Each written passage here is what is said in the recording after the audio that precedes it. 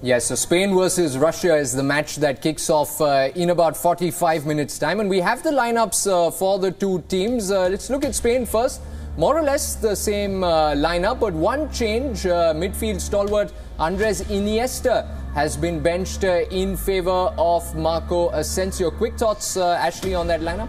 Yeah, obviously the system that's been playing really well. You know, the front four, if you like, minus Iniesta, keep the ball very well. Koke and Busquets gives them a bit of security and keeps it nice and simple.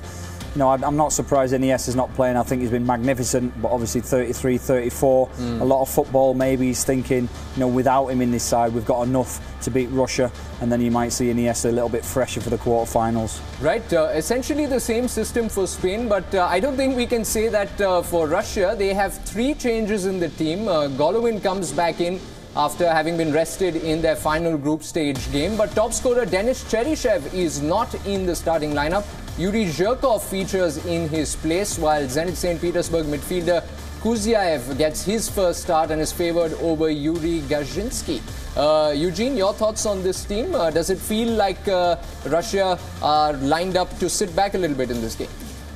I think they're going to both sit back, like you said, and they're probably going to try to counter-attack, and they just would be happy to let Spain have the ball and just defend and see what happens. It's a big change in game plan from Russia's point of view, isn't it, Ashley? Especially what we have seen, you know, in the first two of their group stage games, but probably a prudent one because Spain tend to struggle, if at all, against teams that sit back and don't give them a lot of space to move the ball around. Yeah, I think obviously the secret behind the success has been open, expansive, and they've been really energetic. I think they've ran the most metres out of any team so far in the tournament, showing that they've been fairly youthful and, like I say, lots of energy. They know that if they open up against Spain have far too much talent and can hurt them. So what you'll probably see is them try and defend in a 4-1, 4-1, if you like. Zuba up front on his home.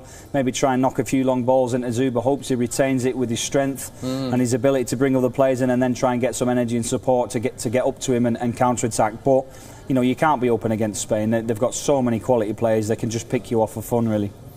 Eugene, goals are going to be a problem for Russia in this one, right? With Cheryshev out, Gazinski is one of their goal scorers from this tournament as well. Zuba might be left to do, like Ashley said, a lone man's job up, you know, at the front of the pitch. I think they're more happy to be to settle for a draw, take it to extra time, and maybe look into the penalties. I think that is what they are planning to do. Ashley, you know, like, you know, interesting point that Eugene mentioned about them being happy for a draw. Does this lineup sort of also feel like a damage limitation exercise? They don't want to be embarrassed. No, I mean, they're there to try and win the game, but they've obviously got a game plan. Like I said, if they try and attack and be nice and open against Spain, Spain can just control the football and not get near them. What you'll see is they have a big striker who's 6'4", 6'5", and he can cause real problems. So part of their area of attack will be to get the ball wide, maybe overlapping fullbacks, and get some crosses in the box. That's maybe why you see Zhirkov on the left-hand side. He can play left-back, but they're kind of playing with two left-backs, so they're looking to get crosses into the box and do some damage. You know, aerially, Ramos is decent. At times, PK can be bullied a little bit, and they'll be looking at Zuba to cause all kinds of problems from the aerial perspective.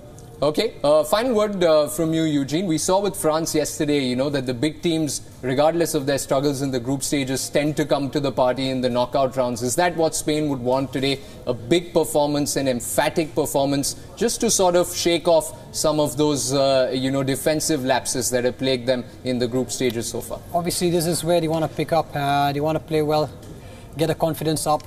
So, yeah, like France, they obviously did it. Spain will obviously want to try to do the same thing, and yeah. Okay, Ashley Westwood, quick prediction from you before we wrap this up. You can't back against Spain. I mean, they're odds-on favourites. I fancy them strongly. If they score first, then this could be a big score. But I'm expecting Spain to be comfortable in this. At least 2-0 Spain. At least 2-0 Spain. All right, that's what our panelists think. They're going for a Spain victory. Not really, you know, the boldest of predictions, but then again, Spain are, of course, heavyweights. We've come to the end of this edition of Theatre of Dreams. A big thank you to Ashley Westwood and Eugeneson Lyngdoh for joining me on the show and to help put into context the events that are transpiring at the 2018 World Cup.